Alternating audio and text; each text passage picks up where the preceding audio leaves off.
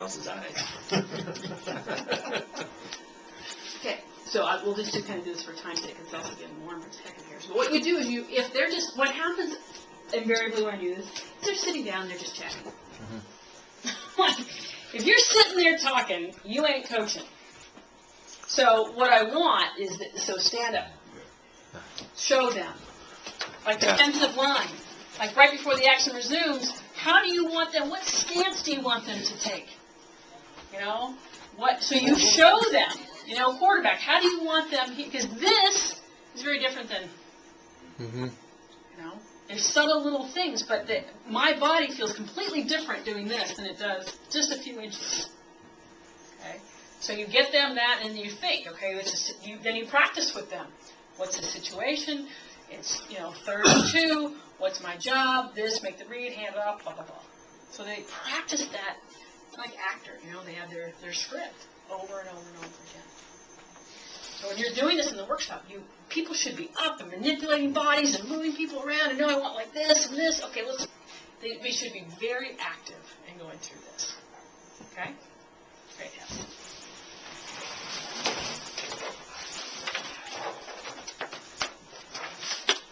Kathy, we have can I share just a quick one? Yeah, yeah.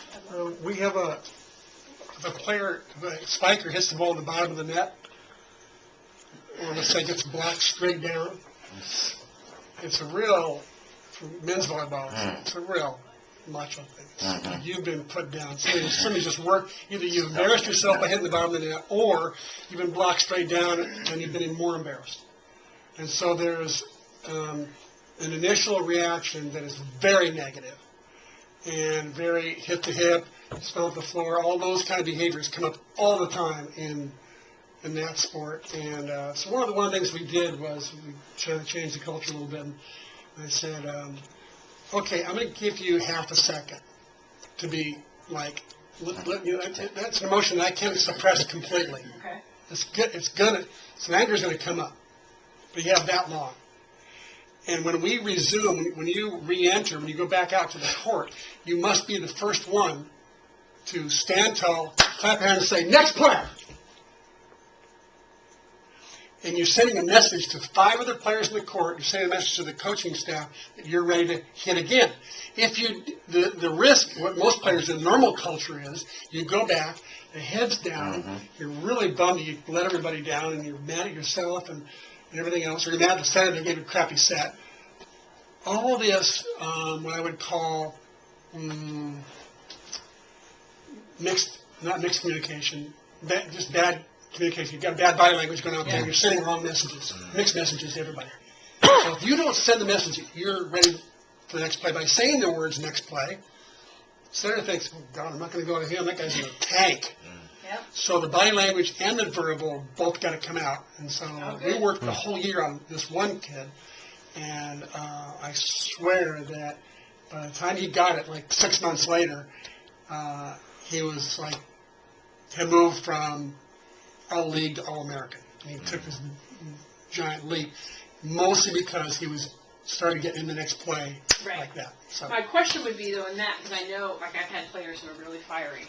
So half a second, but still in half a second, I could take a ball and fire it. They could pick up the ball and fire it. You know, I mean, do you give, like... Oh, no, there's parameters. No, they can't they can't do anything they want. It's just just one of those. No, can't any more than that. This guy used to grab the net. Yeah. He used to hit the ball down. He used to just he'd be angry for 4 or 5 plays. So in essence, you're having him do a pump up.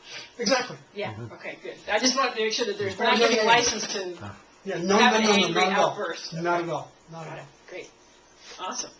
By the way, I noticed in the back of the one you had just before this. No, next one. Get back. No, going forward now. Go forward now. Again. Where you have the teams. Keep going. Where you have the teams. Oh. Wherever the next. Oh, there it is. Yeah. Sorry. Now, I know she put down there pre-shot rituals. Is there a reason why you didn't put down post-shot ritual?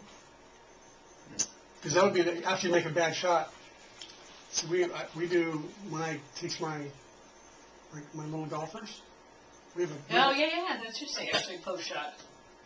Shouldn't it? I mean, Yeah, it should. because the event hasn't occurred yet, so. Right. The By reaction would be. By the way, when I work with these junior golfers, 95% of them do not have a post-shot routine. Yeah, you're right on. They go into their little, and they got 5 minutes to stew before they go out to the next ball. Mhm. By the time they get to the next ball, they're still more angry. Shot, yeah. I can't believe I shanked that ball out of the woods or whatever, and they just all worked up. But if you have a mandatory post-shot routine that takes all of 10 seconds, Right. and then a mandatory flush so you get to the next ball, you now have 4 minutes to just enjoy the What's an scenery, example whatever. of a full shot ritual? I'm sorry? What's an example? So an example would be, if I'm hitting, you want me to stand up, don't you? Yeah, absolutely. You gotta demonstrate. So the demonstration would be, kid hits the ball, actually they've gone through the pre-shot routine, done their Right. breathing and lesson. Okay, now they hit the ball and it goes off over there. The first thing they do is, first of all, they give about half second for that. That's all they got. Same thing. Right.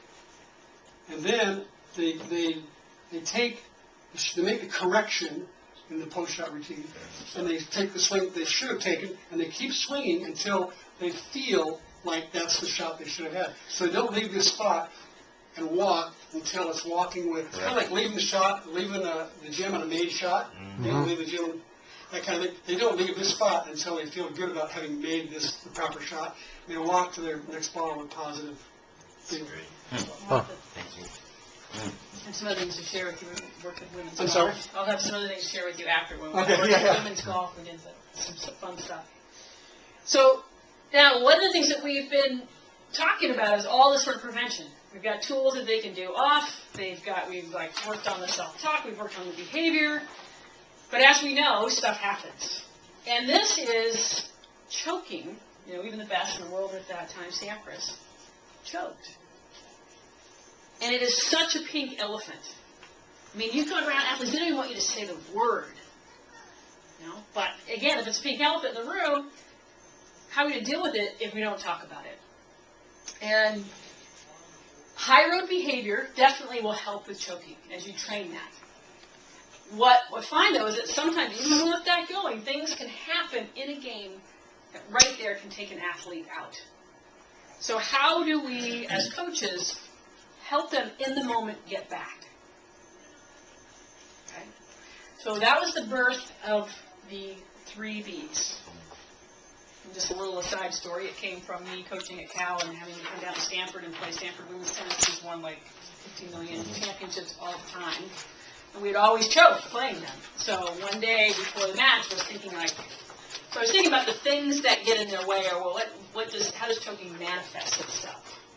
And so the 3 Bs are these quick little antidotes. But your job is to do like a doctor, is to kind of figure out the analysis and then apply the right antidote. So when someone's choking, what happens to their breath? Sure, yeah. Here, and then what happens to the muscles? Tight. Blood pressure, everything changes and they're tight, and it just makes this vicious circle. Okay? But you can also have somebody here, what I've also seen, they can be moving fast and like this, but then I've had the other ones where they're kind of like, they're slow and they're out of it. So breathing can actually work on both of those. You got to put the right breathing tool with the right situation. So everybody do this with me. Take a deep, slow breath, kind of a belly breath. Feel your belly expand and relax. Now, I wouldn't prescribe that one to this group right now. It's warm in here, we're all tired, and that's when you can just go, ah. So I would do what's called quick and connected breathing. So I want you to do this with me. Watch me do the first one. You're going to breathe in. You're going to exhale. But before you finish your exhale, you're going to breathe in again. And exhale before you finish. Breathe in again. One more time. Breathe in again.